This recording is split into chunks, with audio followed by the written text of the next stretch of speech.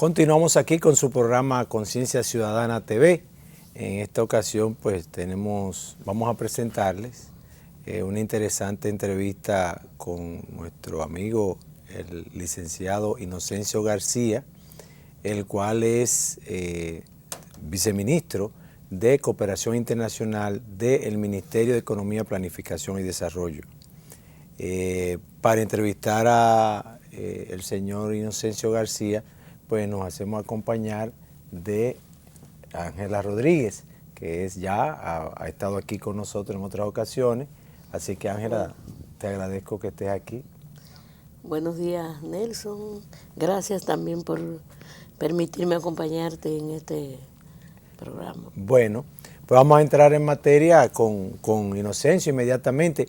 Inocencio, uno de los puntos luminosos que evidentemente se pueden destacar del gobierno actual del presidente Medina, este primer periodo que está concluyendo, es el relacionado con las relaciones internacionales. Se ven los cambios y los resultados también, creo que también se están comenzando a ver como forma de un relanzamiento que ha habido del Estado Dominicano en materia de relaciones internacionales. Y la cooperación internacional para el desarrollo sé que juega un papel fundamental. Es tu área, es en lo que estado tú ocupándote. Y nos gustaría, antes de entrar en materia propiamente ya de los planes específicos, que nos ilustrara un poco sobre los aspectos estructurales e institucionales de la cooperación internacional y su vínculo con las relaciones internacionales, visto desde una perspectiva de su aporte a el desarrollo de la nación. Bueno, lo primero, Nelson, darte las gracias a ti y a doña Ángela por esta invitación a dialogar sobre un aspecto o sobre aspectos tan importantes como son las relaciones internacionales, que es el concepto sistema global, y la cooperación internacional de desarrollo, que es una derivación, ¿no?, ¿verdad?, de esta. Ustedes saben que si me permiten hacer una especie de pequeña sinopsis histórica, ¿no?, ¿verdad? Ustedes saben que el sistema, después de la Segunda Guerra Mundial, se crea lo que hoy conocemos como el Sistema de Naciones Unidas, ¿no? Y siempre digo que las ideas son tan importantes porque recuérdense que en New Hampshire se produjo, ¿no?, ¿verdad?, esa reunión en 1944, donde se reunieron 44 países, y realmente ahí hubo dos corrientes de pensamiento dominantes, ¿no?, ¿verdad?, que yo diría, estuvieron a la vanguardia, Estados Unidos y el Reino Unido de Inglaterra e Irlanda del Norte, que la conocemos como Inglaterra. Y por parte de Inglaterra estaba el Lord John Maynard Keynes, y por parte de Estados Unidos estaba el economista Harry Dexter White. Bueno, el pensamiento dominante, el que dominó, fue el de Harry Dexter White, que estaba precisamente representando a los Estados Unidos. Y dirá, bueno, ¿por qué plantear, ¿no?, ¿verdad?, esto de cuáles de los pensamientos ganaron? Porque de ahí fue que se derivó fundamentalmente todas las instituciones que conocemos, Naciones Unidas y todas sus instituciones, yo diría, que constituyen el sistema internacional, como son el Fondo Monetario Internacional, el Banco Internacional de Reconstrucción y Fomento, ¿no?, el que Banco fue Mundial. el Banco Mundial. Y entonces estamos hablando de que ese sistema que se creó después de la Segunda Guerra Mundial está en un proceso de transición. Es decir, es un proceso de transición, yo diría que acelerado. Ya todos los expertos señalan que nos encontramos en un sistema internacional cuya característica fundamental es la incertidumbre, ¿no?, que no se sabe cuál es, hacia dónde nos dirigimos en materia de esa reconfiguración del sistema internacional. sabemos que eran dos bloques dominantes, ¿no, verdad? Estados Unidos, ¿no, verdad? Que dominaba todo el mundo occidental en términos políticos e ideológicos, y la desaparecida Unión de Repúblicas Socialistas Soviéticas, ¿no, verdad? La llamada Guerra Fría. Bueno, pues al desaparecer la Unión Soviética y el bloque que la acompañaba de países, ¿no?, llamado el bloque de socialismo real, entonces venimos a lo que se denominó el sistema unipolar. Pero luego, un fenómeno que ha acelerado la transformación del sistema internacional tiene que ver con la crisis financiera de 2008-2009. Claro. ¿No? Esa crisis financiera ha impactado de manera radical es decir, a todos los actores, ¿no, verdad?, que han participado en la construcción de ese sistema que ya tiene 70 años. Sí, ¿no, verdad? Así es. Entonces ahora nos encontramos se produjo una serie de transformaciones donde nuevos países como Brasil, Sudáfrica, China, India, ¿no?, los llamados BRICS. Los BRICS emergieron como potencias que estaban en proceso de consolidación como potencias emergentes. Sin embargo, en los últimos años, países que pertenecen a los BRICS, como es el caso de Brasil, están teniendo los problemas, ¿no, verdad?, claro, que todos sabemos, lamentablemente, que están teniendo. Y entonces el hecho de que Brasil esté pasando por esta situación es de mucha relevancia para la región por el tamaño. Es la novena, ¿no, verdad? Pasó a ser la sexta economía hace algunos años. Y, en fin, Brasil tiene por su tamaño, por el tamaño de su población, por el tamaño de su territorio y por el tamaño de su economía, es no solamente importante en la región, sino a nivel global, a pesar de la crisis. Claro. Entonces, todo eso, empezando por la crisis financiera 2008-2009, ha impactado el sistema de cooperación internacional al desarrollo. Y en el caso particular nuestro, Inocencio, ¿cuál es la norma jurídica, la base jurídica de todo el sistema de cooperación internacional y de relaciones internacionales lo que norma el accionar nuestro? Todos los países de América Latina están pasando por también procesos de transformación, porque el mismo cambio que se está dando en el sistema internacional ha provocado que la denominada ayuda oficial al desarrollo, voy a pasar a tu pregunta, porque me parece que es importante hablar sobre esto, la denominada ayuda oficial al desarrollo, que es la que los países desarrollados, ¿no, verdad?, de Occidente han aportado históricamente después de la Segunda Guerra Mundial a los países en vías de desarrollo como los nuestros. Ya esa ayuda oficial al desarrollo ha disminuido de manera drástica. Entonces ha entrado al escenario lo que se llama la cooperación sur-sur, ¿no?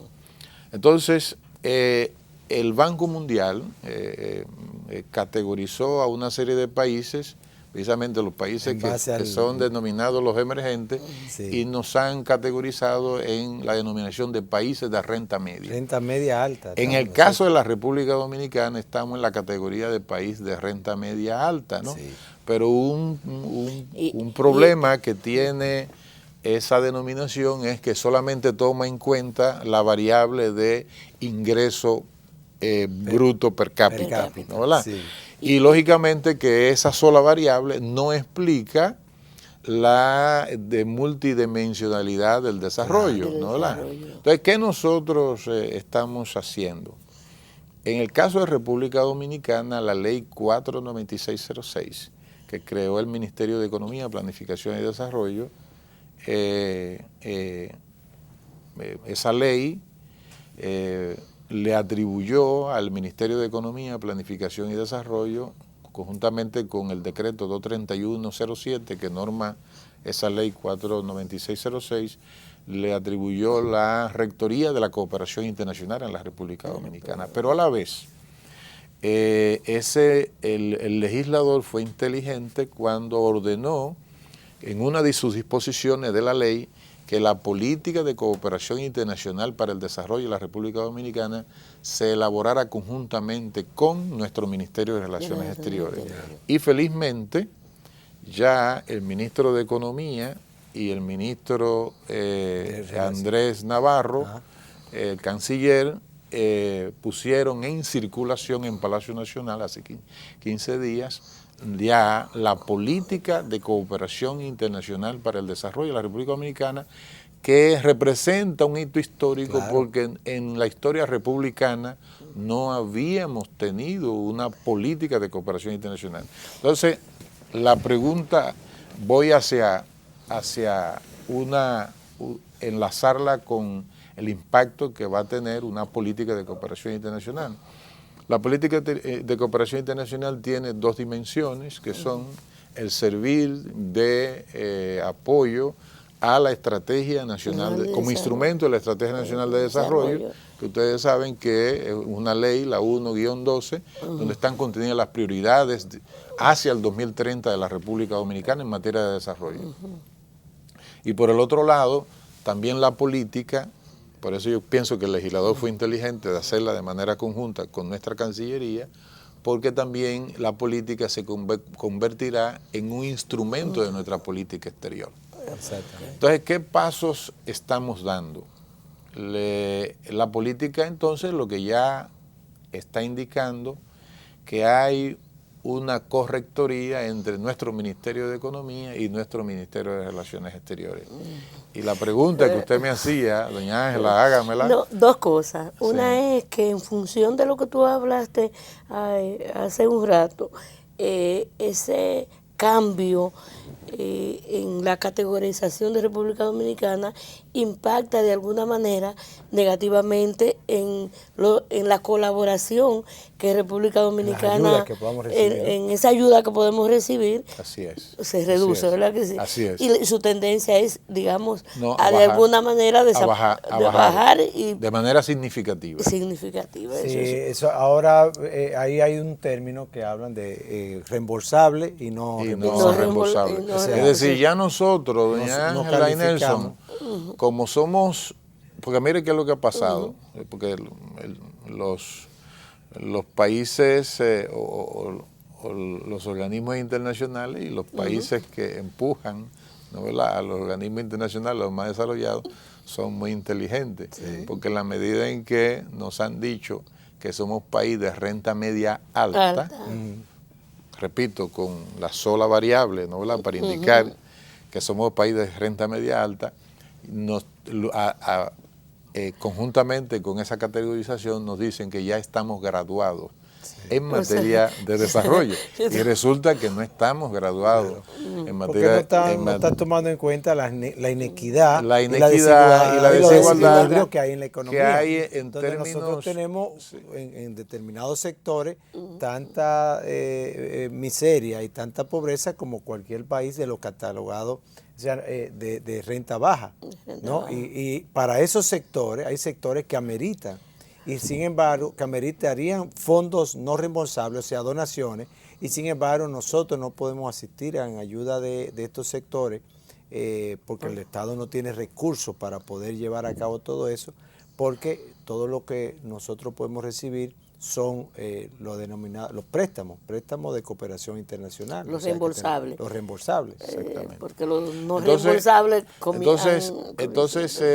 pero los países de la región le están haciendo frente a esa situación. Exacto. Con la cooperación sur-sur. Con la cooperación sur-sur. Es decir, ha disminuido pero eso la ahora, ayuda. Por ejemplo, con la crisis de Brasil, claro, y Venezuela, que también, como por ejemplo, nosotros éramos subsidiarios del acuerdo de Petrocaribe, que es una modalidad de cooperación sur-sur. Y también con Brasil tenemos mucho, y ambos están en una situación bastante calamitosa, bastante delicada en materia económica. Pero también nos cayó en crisis económica España, que era otra fuente de cooperación importante. Todavía lo es, pero también ha habido restricciones ahí. Pero ha disminuido. ¿Cómo ha hecho el gobierno entonces? ¿Cómo ha podido? ¿Qué se está pensando en esa materia, Inocencio? ¿Cuál es la estrategia para superar los escollos que esto representa en materia de flujo de recursos por la vía de la cooperación? Yo siempre pongo énfasis en un aspecto que generalmente los dominicanos, que somos muy exigentes, ¿no?, con los avances que nosotros mismos hacemos como país, y eso es bueno, pero a la vez también somos muy pesimistas e incrédulos en muchos aspectos también. Cómo el gobierno, ¿no?, los respectivos gobiernos del Partido de la Liberación Dominicana han venido enfrentando esa reducción. Bueno, señores, haciendo más efectivo y de mayor calidad el gasto público con los ingresos nacionales. Por ejemplo, las reformas de las 14 leyes, que yo siempre digo que afectaron de manera positiva el Sistema Nacional de Planificación e Inversión Pública, el Sistema de Administración Financiera del Estado y la correspondiente a los recursos humanos, permitieron que nosotros, han permitido que nosotros tengamos un poderosísimo Sistema Nacional de Inversión Pública que ha obtenido premio a nivel de la región, precisamente por la fortaleza, la calidad de nuestro Sistema Nacional de Inversión Pública. Entonces, ¿qué le ha puesto el presidente Danilo Medina a ese sistema que fue inaugurado, la reforma, ¿no?, empezaron a implementarse a partir del año 2006? ¿Qué le ha puesto el presidente Danilo Medina en materia de sello, en todo lo que tiene que ver, la gente no se da cuenta de eso, para la administración financiera del Estado, que es la cuenta única del Tesoro?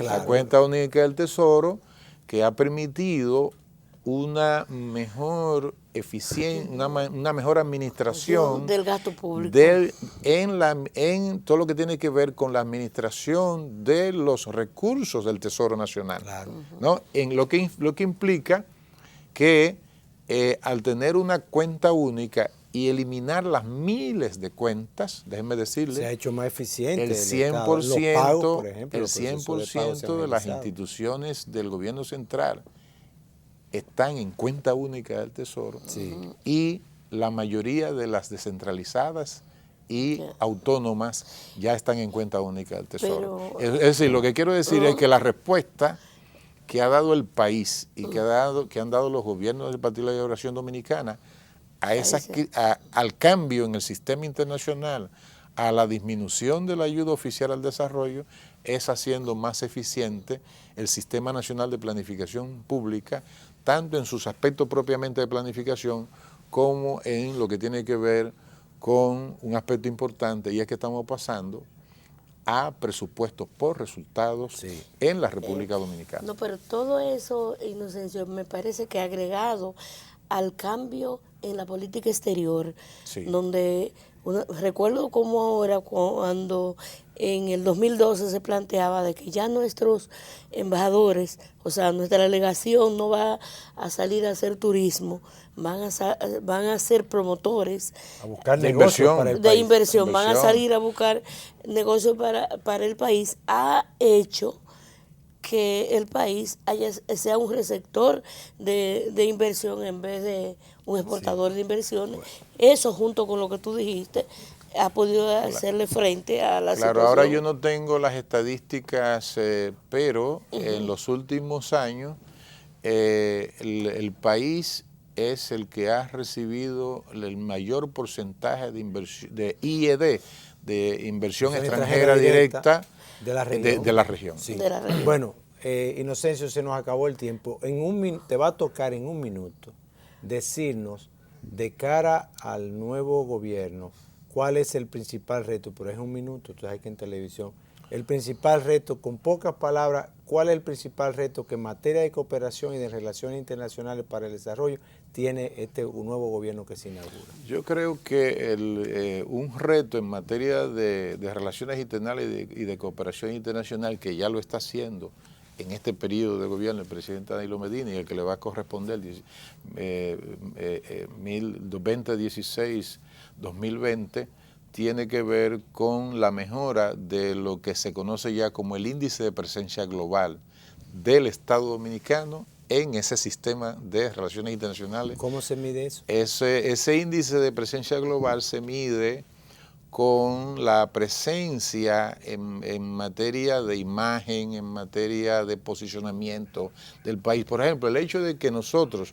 tengamos aquí la Asamblea General de la OEA para junio, que tengamos la CELAC, para octubre la reunión CELAC, Unión Europea, eso mejora el índice de presencia global de la República Dominicana. Bueno, pues Ángela, lamentablemente terminamos con esta entrevista. Nos hubiera gustado continuar porque hay muchos temas, pero el programa va a seguir y entonces vamos a tener oportunidad de conversar entonces ya de temas específicos con programas y proyectos específicos que se están haciendo y los aportes que están teniendo para el desarrollo productivo de la nación, la cooperación internacional en el país. Agradecerte, Inocencio, agradecerte, Ángela, por habernos acompañado. Y entonces los vamos a dejar con una interesante entrevista que, bueno, gracias a la intervención de nuestro viceministro de Cooperación Internacional, que fue observador en este proceso electoral y era el que estaba coordinando todos los observadores internacionales, de los que estaba coordinando los observadores internacionales invitados por el Partido de la Liberación Dominicana en el país. Con la venia de él pudimos entrevistar a el profesor Manuel Guedán, profesor universitario de Ciencias Políticas de la Universidad de Alcalá de Henares. Una interesante entrevista con la cual les vamos a dejar antes de despedir el programa. Así es que no se la pierdan. Una breve pausita y entonces venimos con el profesor Manuel Guedán de la Universidad de Alcalá de Henares de España.